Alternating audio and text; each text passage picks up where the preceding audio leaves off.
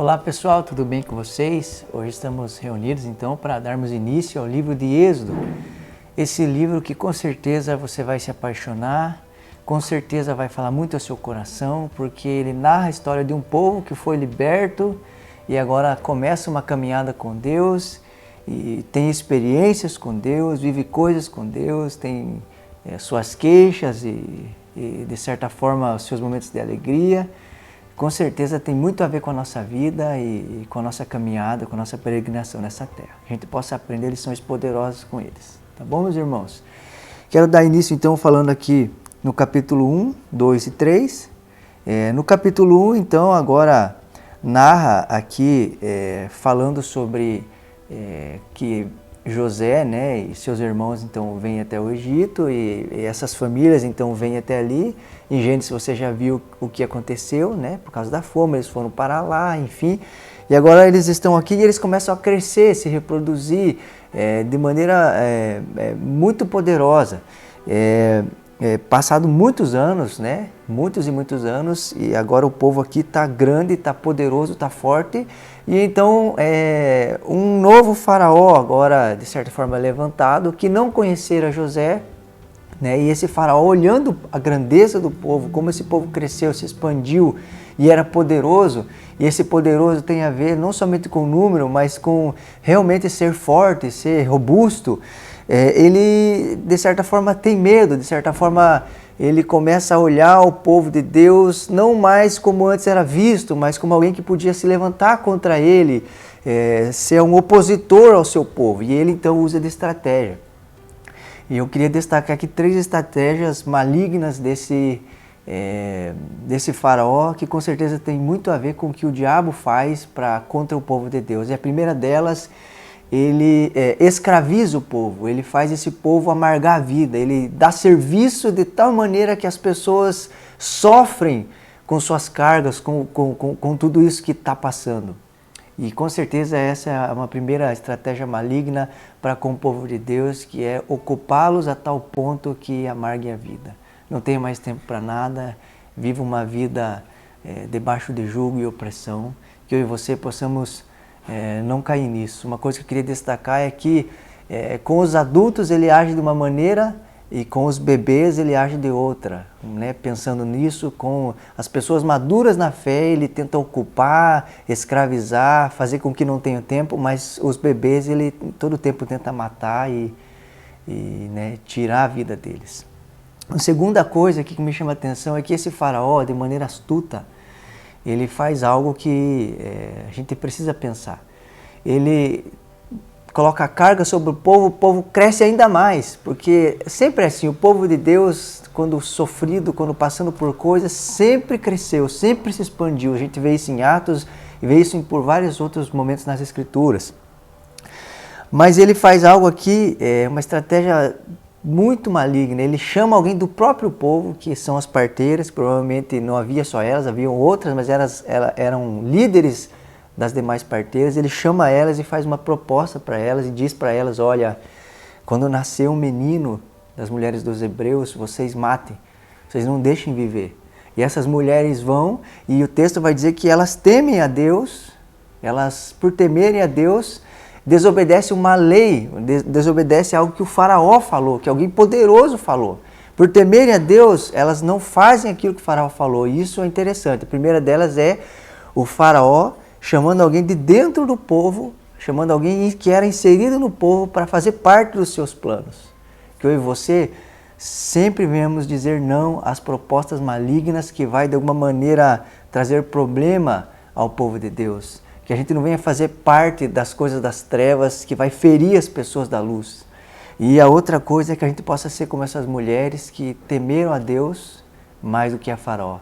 Temeram a Deus mais do que o que esse homem de certa forma estava pedindo, que era mal, que era ruim e que podia às vezes trazer até problema para elas, mas porque elas temeram a Deus, Deus as abençoou.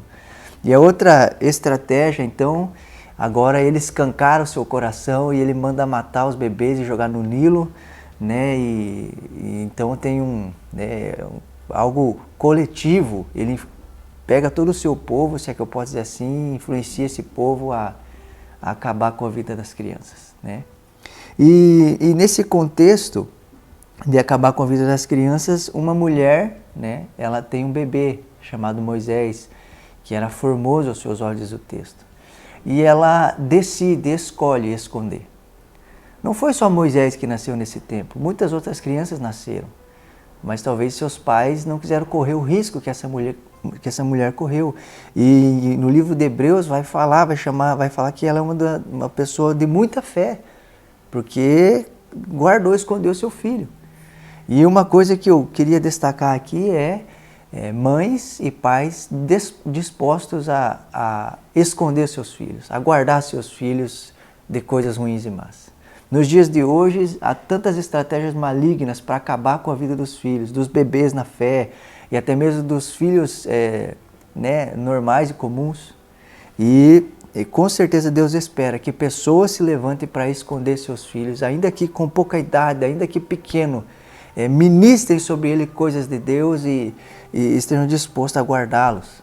Certa vez eu ouvi um pastor fazendo uma pergunta a outro pastor, e ele dizia assim: com quantos anos eu começo a ensinar meu filho as coisas de Deus? E esse outro pastor então fala assim para ele: olha, quantos anos ele tem? Ele falou: ele tem 5, você já está 5 anos atrasado. Ou seja, precisamos ensinar, nutrir as crianças desde cedo com as coisas de Deus.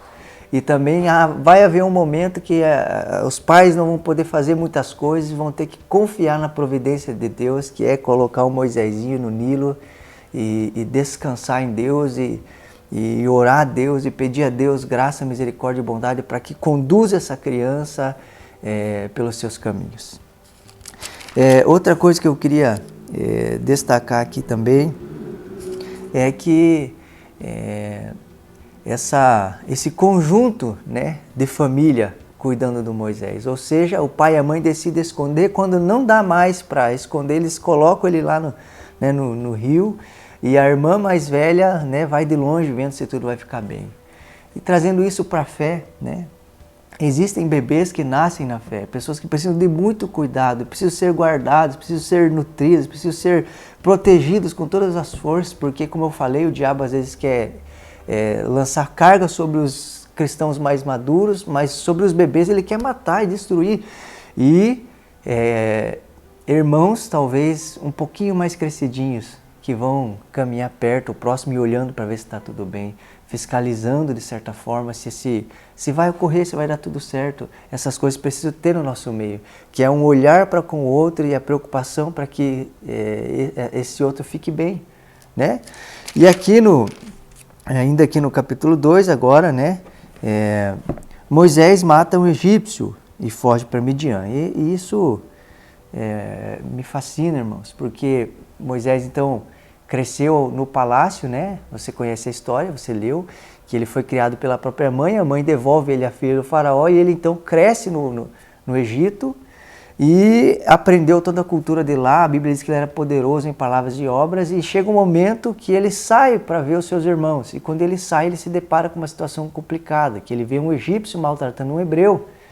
E ele não aguenta aquilo, essa injustiça, e ele vai lá e mata esse egípcio e esconde ele. E aí então é descoberto e ele tem que fugir. E algo me chamou a atenção aqui, que às vezes no conforto do palácio não tem como saber o que as pessoas passam. Às vezes eu e você só vamos ver o que as pessoas estão passando lá fora, quando saímos até eles e realmente olhamos a situação.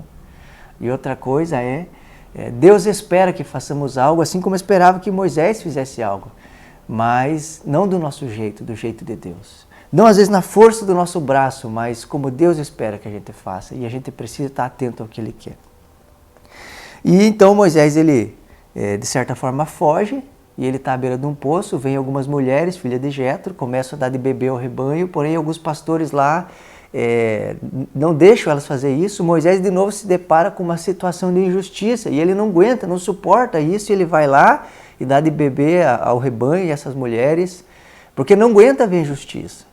Quero fazer uma pergunta a você: como você tem lidado com a injustiça nos nossos dias? Isso não te incomoda?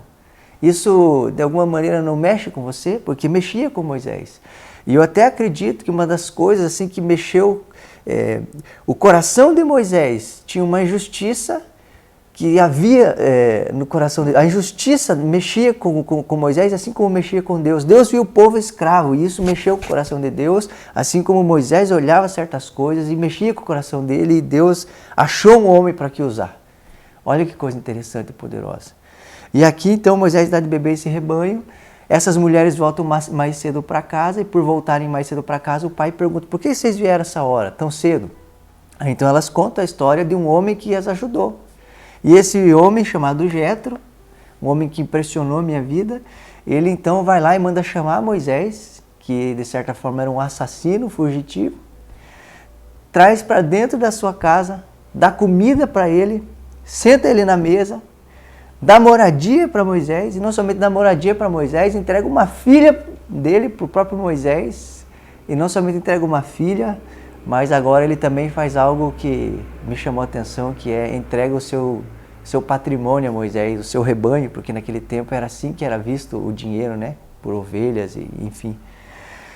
Olha só que história que com certeza precisa mexer conosco. Jetro agiu com graça e misericórdia com uma pessoa que não conhecia, entregou a ele coisas preciosas e trouxe ele para dentro da sua casa. Isso é acreditar em pessoas, isso é amar pessoas, isso é dar uma oportunidade para as pessoas, mesmo, independente do passado que tiveram. Isso é abrir a porta para pessoas que não têm o mesmo sangue que eu.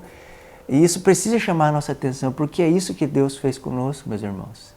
Nós tínhamos um passado horrível, Deus nos traz para perto dele, para a sua comunhão, que é sentar à mesa. Deus nos entregou coisas preciosas, dons, talentos e tantas outras coisas. E Deus também colocou sobre nós a responsabilidade de cuidar do seu rebanho. Que isso possa falar ao seu coração, em nome de Jesus Cristo. Que Deus te abençoe e até amanhã.